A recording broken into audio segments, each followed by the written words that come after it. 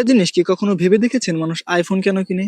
তারা কিন্তু আইফোনের কোয়ালিটি এই সকল জিনিস প্রথমে খেয়াল করে না। তারা আইফোনের প্রতি এই কারণে অ্যাডিক্টেড হয় কারণ আইফোনের প্রতি তাদের একটা নির্দিষ্ট দুর্বলতা আছে। এখানেই হলো বিক্রির আসল ম্যাজিকটা। আপনি যদি কোনো কিছু বিক্রি করার ক্ষেত্রে মানুষের ইমোশন নিয়ে কাজ করতে পারেন তাহলে আপনার সেল কয়েক গুণ বেড়ে যাবে। আজকের ভিডিওতে আমরা বলবো যে কিভাবে ইমোশন নিয়ে মানুষের কাছে যে কোনো কিছু প্রোডাক্ট বিক্রি করা যায়।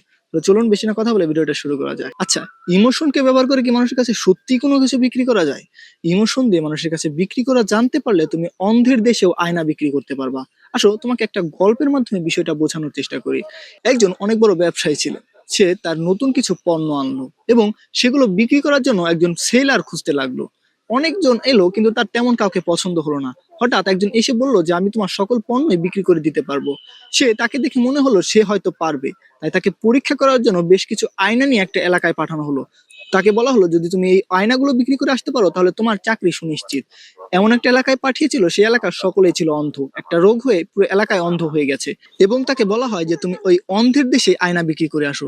সে আয়নাগুলো নিয়ে সেই দেশে চলে যায় এবং সে এলাকায় গিয়ে সকলকে বলে দেখো আয়না হলো এমন একটা জিনিস যে আমি আয়নাকে দেখলে সেও আমাকে দেখে। কিন্তু দুঃখের বিষয় হলো এইটাই যে তোমাদেরকে দেখার মতো এলাকায় কারো চোখ নেই। তুমি যদি অন্তত একটা আয়না কিনো তাহলে আয়নাটা অন্তত তোমাকে দেখতে পারবে। সকলে ইমোশনাল হয়ে সে আয়নার প্রতি আগ্রহী হয় এবং সকলে আয়না কিনে। যদিও এই গল্পটার সাথে বাস্তবতার কোনো মিল নেই, তবে মানুষকে বোঝানোর জন্য সাধারণত এই সকল গল্প বলা হয়। সে ঠিক ওই আয়নাগুলো বিক্রি করে আসতে পারে এবং সে তার চাকরিটা পেয়ে যায়। বাস্তবতাও ঠিক এমনটাই। যদি তুমি কারো কাছে সাইকোলজি অনুযায়ী কিছু কথা বলতে পারো বা তার ইমোশন নিয়ে তার কাছে যেতে পারো তাহলে তুমি তোমার পণ্য ঠিকই বিক্রি করে আসতে পারবা। একটা জিনিস কি কখনো খেয়াল করে দেখেছো, আমরা যখন কোনো বাসে বা ট্রেনে থাকি হকাররা কিন্তু ঠিকই আমাদের কাছে তাদের পণ্যটা বিক্রি করে যায়। আমরা যদিও মনস্থির করি যে আমরা তার কাছ থেকে কোনো পণ্য কিনবো না, কিন্তু সে কথার ভাঁজে হোক, অতিরিক্ত কথা বলে হোক বা যে কোনো ভাবে হোক ঠিকই কিন্তু সে তার পর্যাপ্ত পরিমাণ জিনিস বিক্রি করে তারপরে সে বাস থেকে বা ট্রেন থেকে নামে। এটা কেন হয়? এটা হয় এই কারণে যে কথা বলতে বলতে মানুষের মন এমন ভাবে আঁকড়ে নেয় যে মানুষ সেটা কেনার জন্য বাধ্য হয়ে যায়। কোনো কিছু কাস্টমারের কাছে বিক্রি করতে চাইলে প্রথমে তুমি কাস্টমারের ইমোশন বুঝো। সে অনুযায়ী তাকে এমন কিছু বাক্য বলো যেন সে সেটার প্রতি আগ্রহী হয়। এরপর পরবর্তীতে ধাপে ধাপে তুমি তার ফিচার সম্পর্কে বলো যেন কাস্টমার সেটা কেনার জন্য 100% সুনিশ্চিত হয়ে যায়।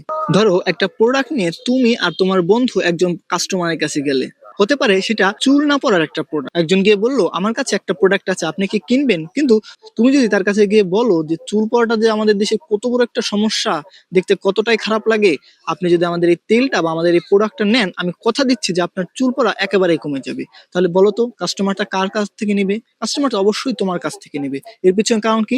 তুমি তাকে একটা সমস্যার কথা বলেছো, তার ইমোশনটা বোঝার চেষ্টা করেছো এবং সেই অনুযায়ী তাকে একটা কথা বলেছো যার কারণে সে তার প্রোডাক্টটা নেওয়ার জন্য মনস্থির করলো।